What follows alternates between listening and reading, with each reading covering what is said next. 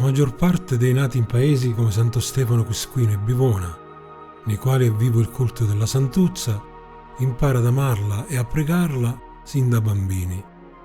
Tutti noi abbiamo sentito dire «Santa Rosalia fannilla sta grazia, Santa Rosalia aiutami». In ogni famiglia si tramanda l'uso di rivolgersi a Santa Rosalia per qualsiasi bisogno.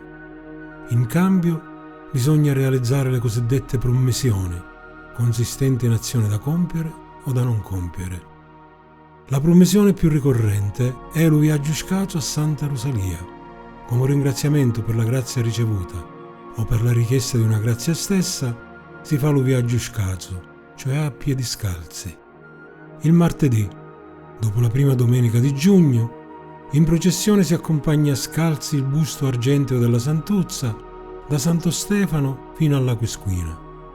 Santa Rosalia si invoca ovunque ci si trovi, a Santo Stefano Quisquina, a Bivona e all'estero.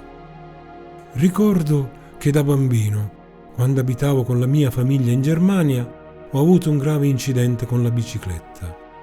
Mio padre promise lo viaggio scazo a Santa Rosalia chiedendo la mia guarigione, anche se ci trovavamo fuori dall'Italia per lavoro.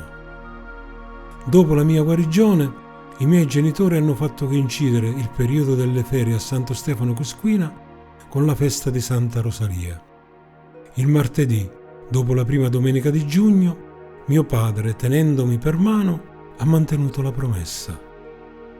Ricordo che abbiamo partecipato alla processione verso la Quisquina, lui scalzo, con ai piedi semplici calze di lana di pecora filata a mano, e io con una camicia bianca e un pantaloncino corto blu.